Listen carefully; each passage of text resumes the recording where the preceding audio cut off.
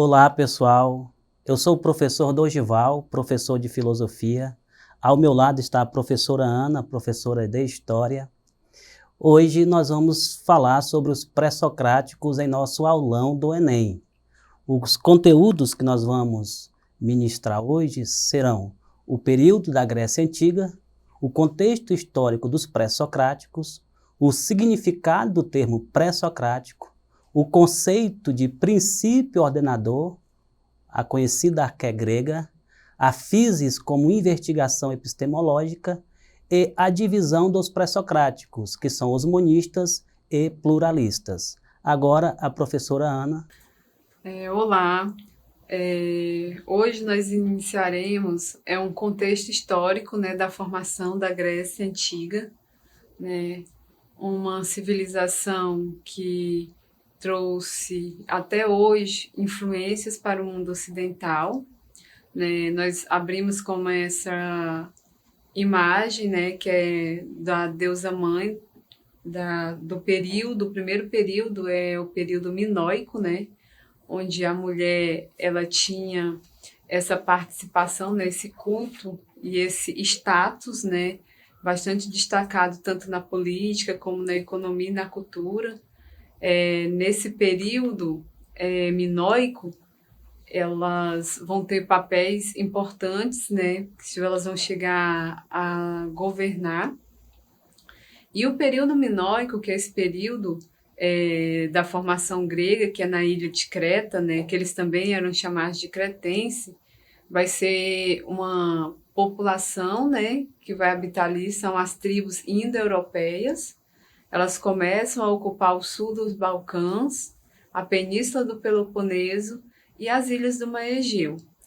Essa civilização cretense, ou minoica, como é chamada, né, ela dominou o comércio marítimo no Mediterrâneo e estendeu sua influência à Grécia continental.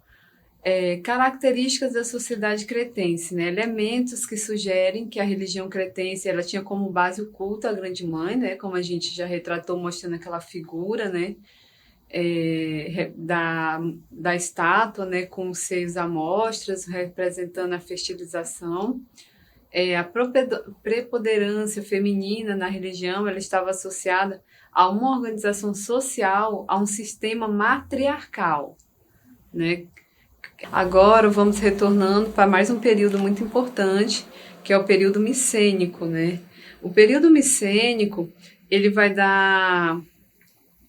foi Micenas, né, que foi uma das cidades principais fundadas pelos aqueus, né? E os micênicos, eles vão dar uma continuidade da cultura do cretense, né, da cultura do minoico, eles vão absorver aquilo ali, né? Eles viviam esse período, eles vão viver essencialmente de uma economia agrícola, né? A sociedade micênica também tinha os seus palácios como centro de poder, né, chefiados por reis, e a cultura cretense como centro de poder chefiado por reis, a cultura cretense, os micênicos absorveram elementos da arquitetura, das artes e da escrita creta, que na verdade no primeiro período da fase a escrita creta vai ser onde eles vão ter os primeiros registros, né, gregos, né, de escrita. E nós vamos ter um terceiro período, uma fase agora, que é o período arcaico, né? Que nesse período arcaico, de importante, nós vamos ter o nascimento das polis, né, das cidades-estados. Cada cidade ela tinha sua autonomia, ela tinha o seu governante, né? Tinha os seus meios de sobrevivência, né?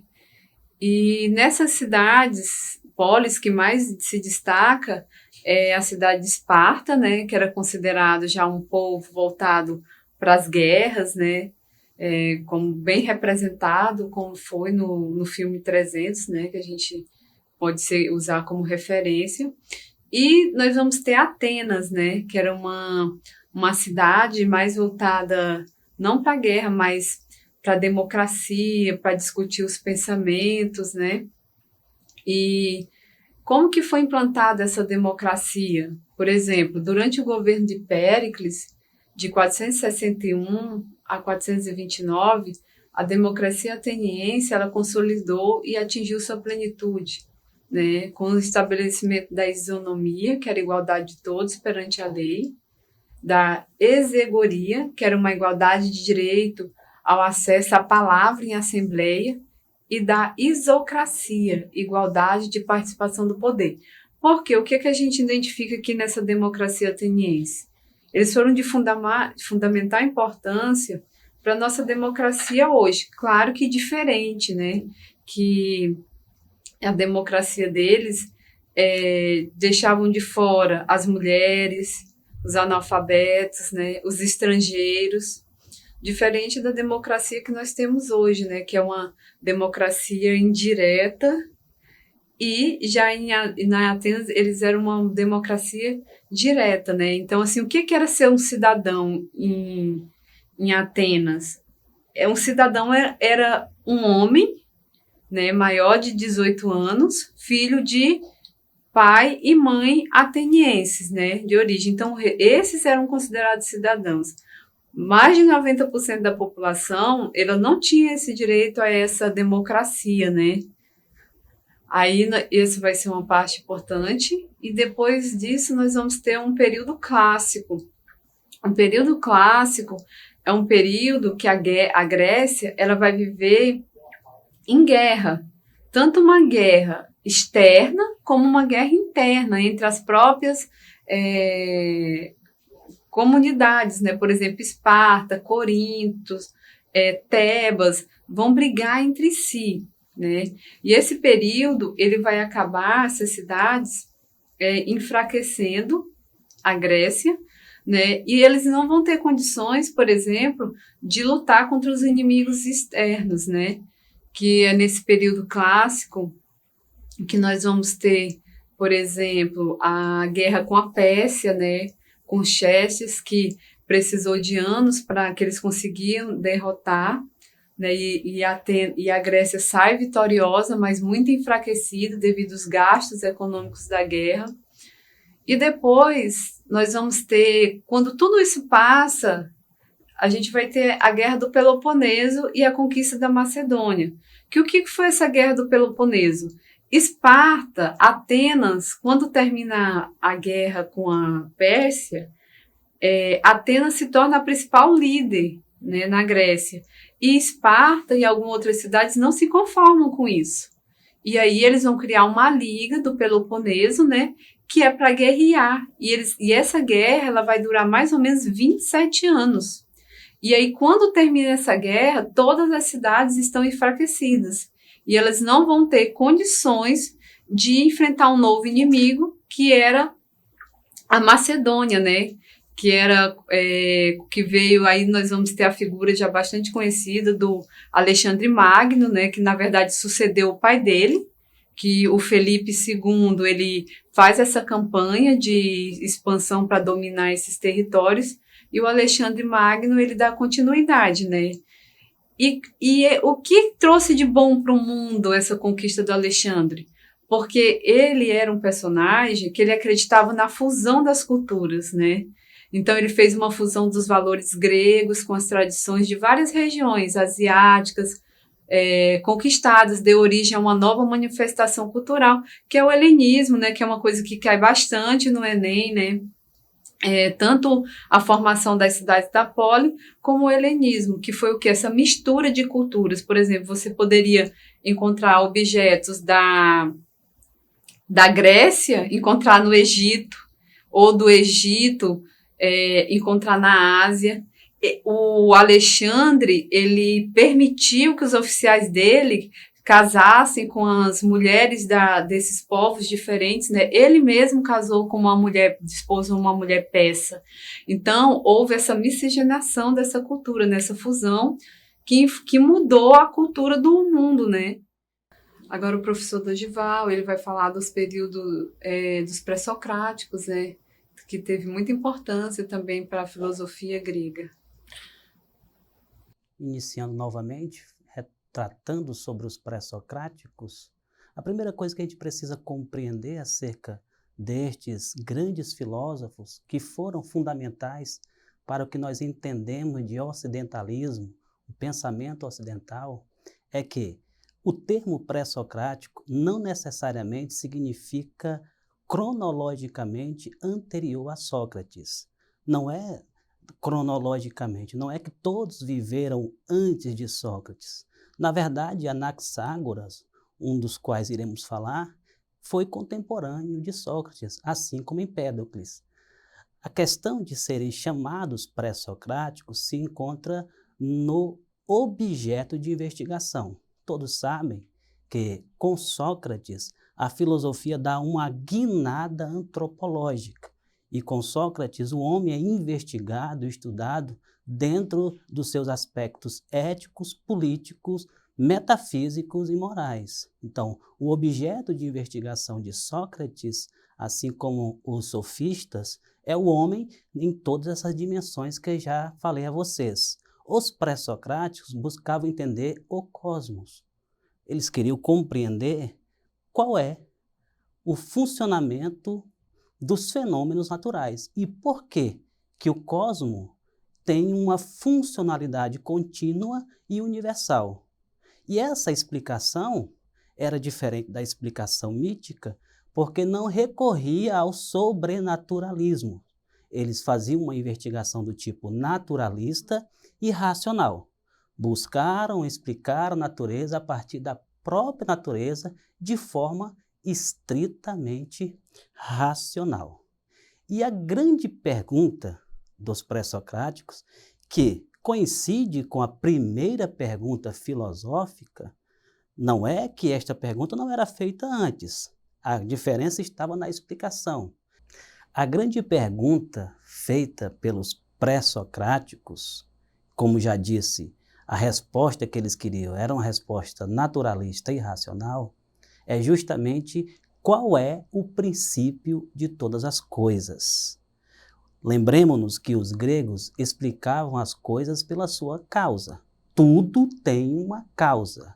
A causa dos filhos são os pais. E o mundo, com sua organização cósmica. E o cosmo, com as suas leis naturais, que funcionam exatamente da mesma forma, de modo regular. Isso também tem uma causa. E a grande questão deles é saber qual é esta causa. Os gregos, diferente de nós cristãos, eles não acreditavam que as coisas vinham do nada, por uma questão simples. O nada não gera nada. Então, se você admite o nada absoluto, você teria que admitir que o nada também existe agora. Porém, como diziam os gregos, as coisas existem, o mundo existe e é ordenado. Logo, tem que ter uma causa para esta existência.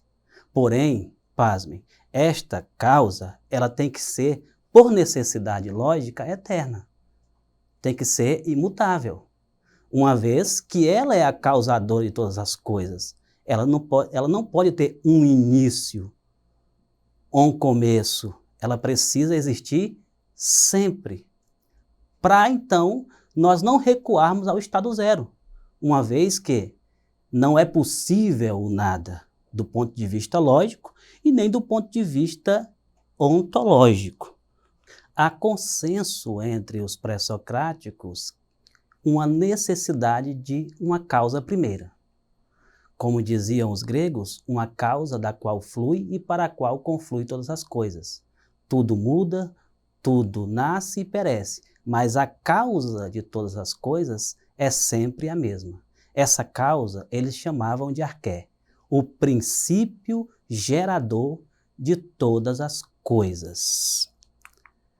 Bem, como disse, é consenso entre eles, entre os pré-socráticos, que existe uma causa. Isso é uma questão resolvida e, de acordo com eles, uma questão lógica, justamente porque o nada não gera nada. Logo, é necessário que algo exista sempre para justificar a existência de todas as coisas e de modo ordenado, como é o cosmos. O que dividia os pré-socráticos era justamente a resposta. Eles coincidiam na questão da existência de uma causa, é uma necessidade lógica e ontológica, porém a resposta é o que dividiam eles. Bem, os pré-socráticos, por conta disso, se dividiram em dois grupos. Os monistas, que defendiam que a causa do universo e do cosmos é apenas um único elemento, e os pluralistas, que defendiam que a causa formadora e engendradora de todas as coisas são vários elementos. Entre os monistas, tem vários, mas vamos falar apenas de 3. Entre os monistas estão os filósofos, os primeiros filósofos da escola jônica. Só um adendozinho para vocês. Quem pensa que a filosofia nasceu em Atenas está muito equivocado. Platão, Sócrates e Aristóteles, os clássicos grandes filósofos viveram em Atenas, mas a filosofia não nasceu em Atenas. A filosofia nasceu numa colônia grega chamada Jônia. E o primeiro filósofo foi Tales de Mileto. O primeiro a se perguntar, ora, se o mundo não veio de divindades, de onde veio o mundo? Para Tales, a causa, a existência de todas as coisas, a causa primeira, é justamente a água. Porque, segundo Tales, a água está em tudo que tem vida. Se você pensar bem, talvez Tales tenha razão. Tudo que tem vida em nosso planeta tem água. E numa linguagem ainda mítica, Tales dizia, os deuses estão em todas as partes. Em todas as partes, os deuses estão. Por quê? Porque na compreensão deles, ou dele, de Tales, a água é esse princípio divino, porém não transcendente, imanente, natural, naturalista, que deu origem a todas as coisas. Na contramão de Tales, o seu discípulo, veja bem, é justamente nisso que consiste a filosofia, no conflito de ideias. O discípulo de Tales, Anaximandro, vai na contramão dele e diz, olha, o princípio de todas as coisas não pode ser uma coisa física, como a água, por exemplo. Não pode ser uma coisa limitada, porque a água tem uma fórmula, uma forma. Tem que ser algo ilimitado. Esse algo ilimitado, Anaximandro chamou de áperon, que é justamente o indefinido. E por que Anaximandro pensava tal qual ele pensava? Ele pensava, olha, no cosmos tem uma diversidade de coisas, uma diversidade de formas e uma diversidade de naturezas. Logo, o princípio ordenador, a arqué, o princípio gerador de todas as coisas, não pode ser uma coisa física que tenha uma forma única. Tem que ser algo que seja indefinido. Tem que ser algo que seja ilimitado. E neste aspecto, ele discorda do seu mestre Tales.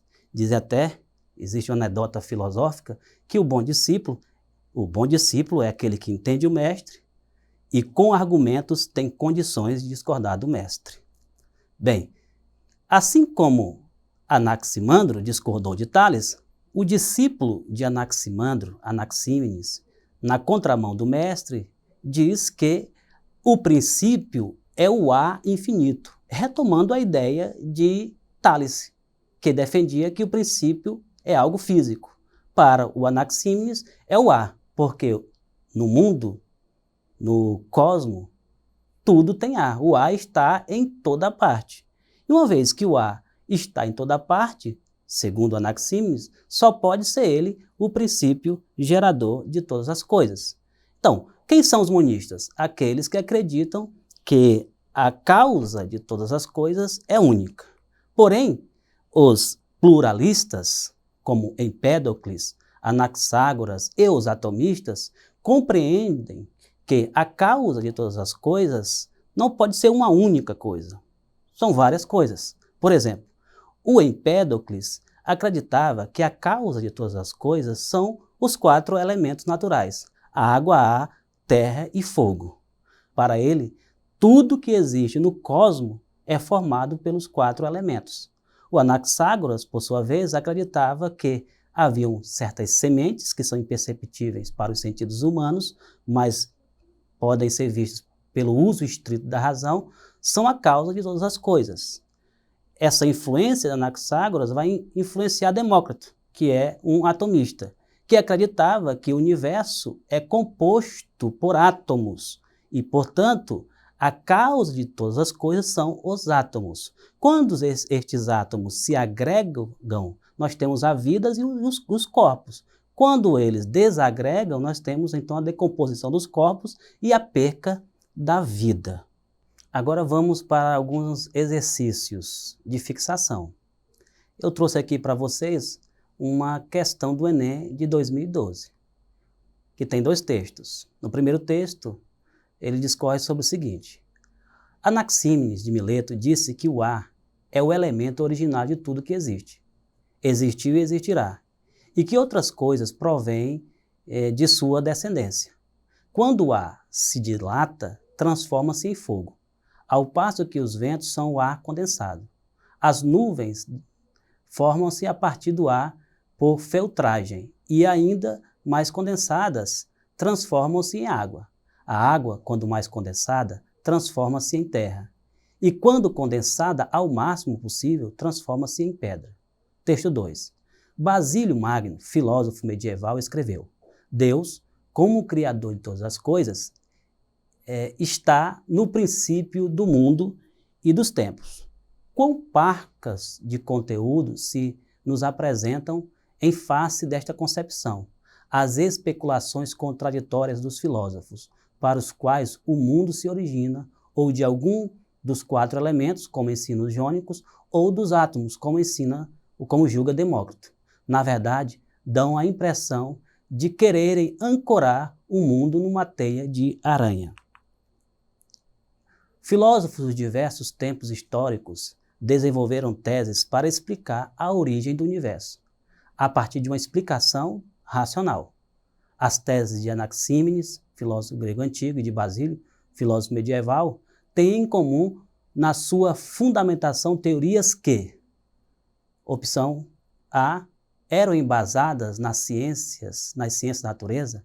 Bem, a opção A nós vamos descartar, porque as ciências da natureza é uma invenção moderna. Letra B. Refutavam as teorias dos filósofos da religião? Bem, nós estamos falando dos pré-socráticos. Ainda não havia uma filosofia da religião. Portanto, a letra B vamos descartar. Letra C. Tinham origem nos mitos das civilizações antigas? Nós estamos falando de filosofia e o pensamento é racional. A explicação é racional. Logo, letra C também está descartada. Letra E. Defendiam que Deus é o princípio de todas as coisas? Não os dois. Anaxímenes e Basílio defendiam a ideia de uma causa, mas as respostas são diferentes. Logo, a resposta correta é a letra D. Postulavam um princípio originador para o mundo. Vamos lá. Aqui nós vamos ter uma questão do Enem de 2016, né? Que é um dos temas que mais cai sempre sobre as polis ou cidades-estados, né? Então, o aparecimento da polis, situado entre o século VIII e o século VII a.C., constitui na história do pensamento grego um acontecimento decisivo, certamente no plano intelectual, como no domínio das instituições. A vida social e as relações entre os homens tomam uma forma nova, cuja originalidade foi plenamente sentida pelos gregos, manifestando-se no surgimento da filosofia.